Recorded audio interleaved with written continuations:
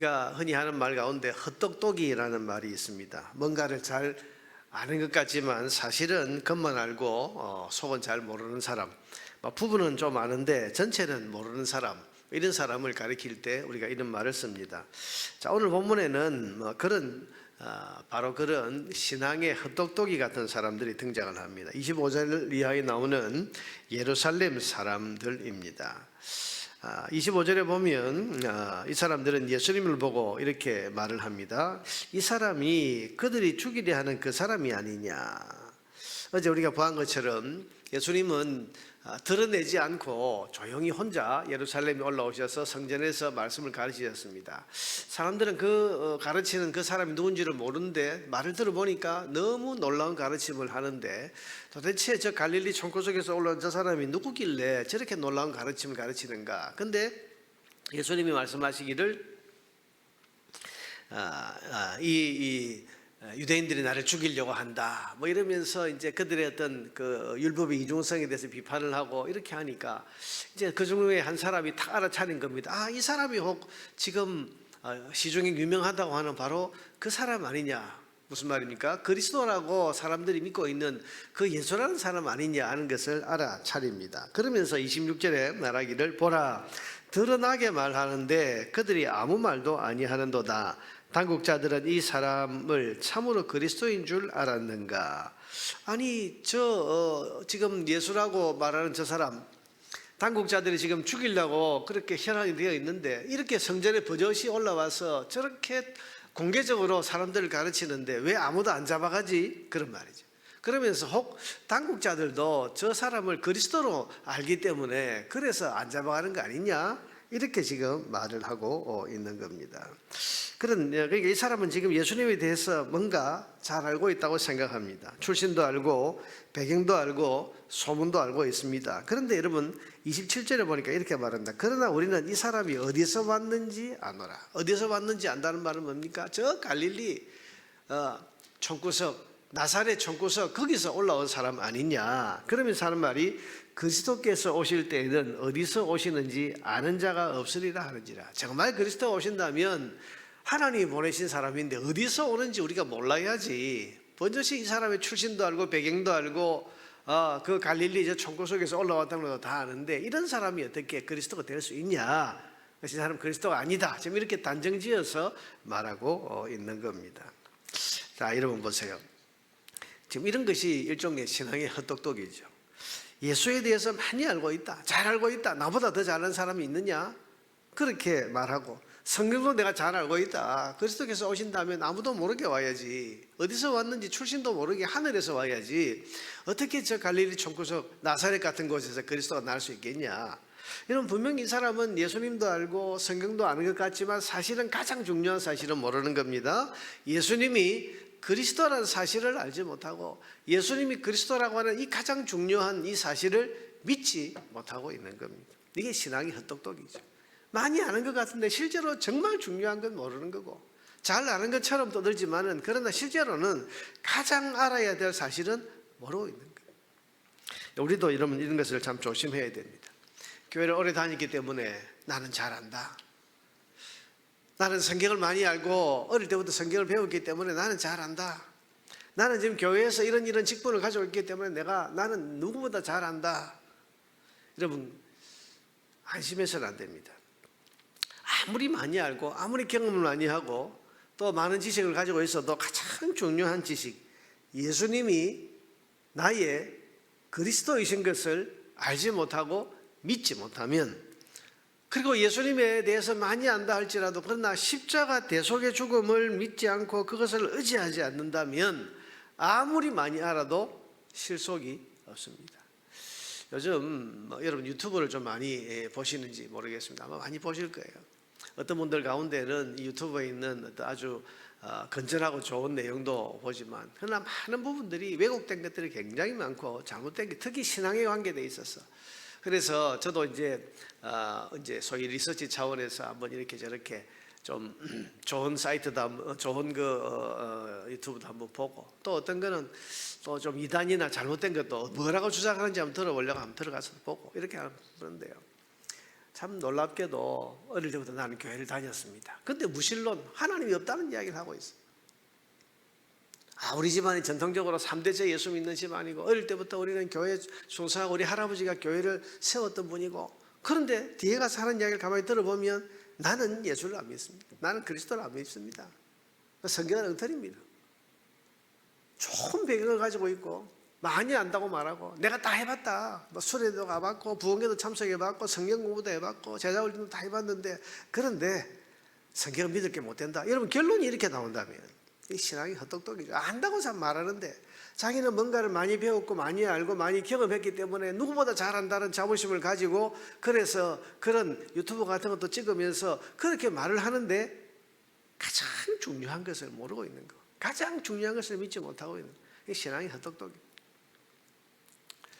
자, 여러분, 나는 어떨까? 우리 새벽기도 정도 나오시는 분들이야 뭐라고 말씀드릴 수 있겠습니까만, 그러나 여러분, 우리 자녀들은 어떨까? 오늘 우리가 늘 우리가 안심해서는 안 되고 늘 우리가 마음을 써서 우리가 살펴봐야 할 것이, 우리 자녀들은 어떨까? 교회 다니고 있고 어릴 때부터 잘 교회 다니고 지금도 교회 잘 다니고 있지만 정말 예수님 그리스도를 믿고 있는가? 우리 어린 자녀들, 손자, 손녀들, 이 아이들이 지금 교회 학교 나오고 초등부도 나오고 예배도 참석하고 있지만 정말 알아야 할 이것을 정말 알고 있을까? 예수님에 대해서 알고 있다고 말하지만은 정작 예수님을 믿지 않고 있는 것은 아닌가? 우리가 늘 이것은 가장 너무 중요한 것이기 때문에 신앙이 헛똑똑이로 자라는 것은 아닌가? 그래서 우리가 늘 생각하고 늘 마음에 참 경계하면서 하나님의 은혜 구하고, 그러면서 정말 우리 자녀들이 바른 신앙, 정말 알아야 될 것, 정말 믿어야 될 것을 붙들고 사는지를 늘 관심 가지고 살펴보고, 또 그것을 믿을 수 있도록 잘 도와주고, 또 배후에서 늘 잊지 말고 기도함으로써 신앙의 헛똑똑이를 만들어가는 게 아니고 참된 신자를 만들어가는 그 일에 우리가 우리 자신을 드릴 수 있어야 할 것입니다. 자, 28절과 29절에서 예수님께서는 분명히 말씀을 하십니다. 예수께서 성전에서 가르치시며 외쳐 이르시되 너희가 나를 알고 내가 어디서 온 것도 알거니와 내가 스스로 온 것이 아니니라. 나를 보내신 이는 참되시니 너희는 그를 알지 못하나 나는 아노니 이는 내가 그에게서 났고 그가 나를 보내셨습니다. 예수님께서 하시는 말씀이 뭡니까? 나 스스로 온 게 아니고 그가, 하나님이 나를 보내셨다. 예수님은 자신이 하나님이 보내신 분이라고 지금 말씀하고 있습니다. 여러분, 예수님은 하나님이 보내신 분입니다. 하나님께서 공적으로 위임하신 그런 구원자이십니다. 그러므로 예수님을 거절하는 것은 예수님을 보내신 하나님을 거절하는 것입니다. 예수님을 영접하지 않는 것은 예수님을 보내신 하나님을 거절하는 겁니다. 그러니 우리가 하나님을 거절한다면 어떻게 우리가 구원받을 수가 있겠습니까? 그래서 예수를 믿으면 하나님께 인정을 받고, 예수를 믿으면 하나님 주시는 구원의 은혜를 누릴 수 있다고 말하는 겁니다. 왜? 예수님이 하나님이 보내신 분이니까. 그래서 하나님이 보내신 예수님을 우리가 믿고 영접하는 것이, 이것이 하나님을 믿고 의지하는 것입니다. 반대로 예수님께 순종하는 것, 여러분, 이것은 하나님 아버지께 순종하는 것이고, 하나님께 순종하면 하나님 복을 주시고 하나님 은혜 안에 거하게 됩니다. 그러므로 오늘도 우리는 예수님을 따라야 합니다. 예수님께 순종해야 됩니다. 그것이 하나님을 따르는 것이고 하나님께 순종하는 것입니다. 여러분, 예수님을 보내신 하나님께서 우리가 예수님께 순종하고 또 예수님을 따라갈 때에 그런 우리에게 예수님을 보내신 하나님께서 복을 주시고 은혜를 베푸신다는 사실을 믿으시기 바랍니다. 32절 이하에 보면 이제 상황이 좀 급박해집니다. 바리새인들이 이 소문을 듣고 지금 예수가 성전에서 가르친다는 이야기를 듣고 예수를 잡으러 사람을 보냅니다. 32절에 예수에 대하여 무리가 수군거리는 것이 바리새인들에게 들린지라 대제사장과 바리새인들이 그를 잡으려고 아랫 사람들을 보내니 예수께서 이르시되 뭐라고 말씀하십니까? 내가 너희와 함께 조금 더 있다가 나를 보내신 이에게로 돌아가겠노라. 그때는 너희가 나를 찾아도 만나지 못할 터이요 나 있는 곳에 오지도 못하리라. 지금은 너희가 내 앞에 와서 나를 잡는다, 어떻게 한다, 또 내가 지금 가르치는 이 천국 복음을 지금 너희가 듣고 있지만, 그러나 조금 있으면 나는 여기 계속 머무는 것이 아니라 나를 보내신 에게로 돌아간다. 그때가 되면 너희들 나를 아무리 찾아도 만나지 못할 거다. 무슨 말씀입니까? 기회가 늘 있는 게 아니라는 것입니다. 지금 예수님이 우리를 구원하시기 위해서 천국 복음을 가르치시고 또 그 천국 복음을 듣는 자리에 지금 사람들이 모여 있는데, 기회가 늘 있는 게 아니라는 것입니다. 언젠가는 이 기회가 끝날 때가 있다. 주님께서는 벌써 십자가를 생각하시고 죽으시고 부활하시고 승천하실 것까지 지금 생각하고 계시는 거죠. 여러분, 그렇습니다. 은혜에는 때가 있습니다. 구원에도 때가 있습니다. 노아 시대를 여러분 생각해 보십시오. 무려 100년이 넘게 120년 가까이나 기회가 있었지만은, 그러나 어느 날 방주의 문이 닫히니까 그 문은 수많은 사람들이 애원하며 두드려도 열리지 않았습니다.